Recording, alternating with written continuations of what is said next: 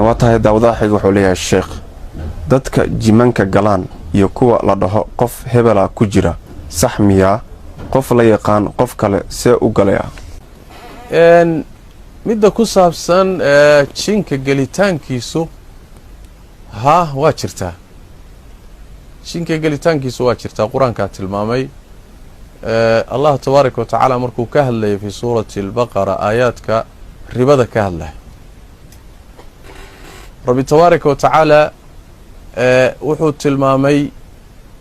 macno laga qaadanayo halkaa culimmadu ka qaataan dadka suuxa yani ruuxa ribada cunaayay markuu qabriga ka soo kacayo wuxuu soo kacayaa sida dadka jinku galay oo kale isagoo dhacdhacaya aayaddu say tilmaantay oo qubuurta ka soo baxaya marka axaadiista nebigana sal lla alay wasalam waa ku sugan tahay marka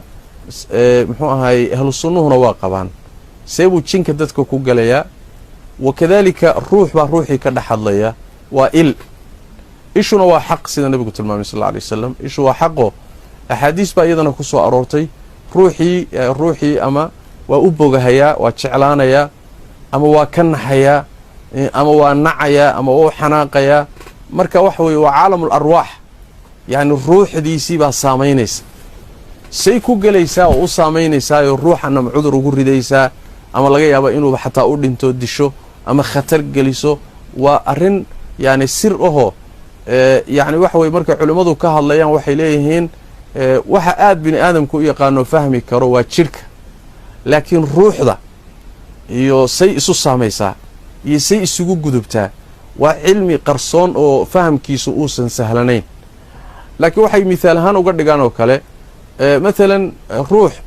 agtaada fadhiya ayaa haamaansanaya markuu haamaansado markiiba waxaad arkaysaa adigu haddana haamaansaday seebuu kuugu soo gudbay haamaansigiisoo kuu saameeyey yani waxa weeye waa waxaan la garan karin waayo marka caalamul arwaax baa la yidhaahdaayoo ruuxda aadamaha iyo say u gudubto iyo say isu saamayso muxuu ahaaye waa arrin ka hadalkeedu uusan fududayn cilmigeedana in badanoo ka mida ilaahay baa khaas la ah laakiin way dhacaysaa ruuxu inuu ruux ka dhex hadlo inuu jin galo ishaasi inay gasho way sugan tahay cilmigeedana inta badan waxyigaa laga qaatay waana shay jiri jiray dhakhaatiirtan hadda maalan bini aadamka daaweysaayey ama kuwan saykolojiyada ee cilmi nafsiga ku takhasusay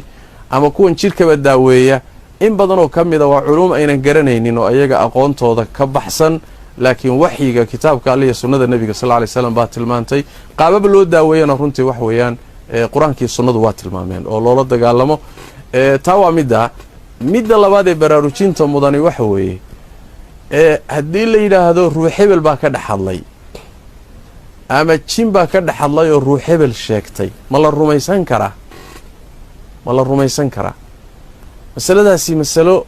u baahan weeye in aad iyo aad looga taxadaro maxaa yeele waayahan dambe fitan fara badan baa dhacay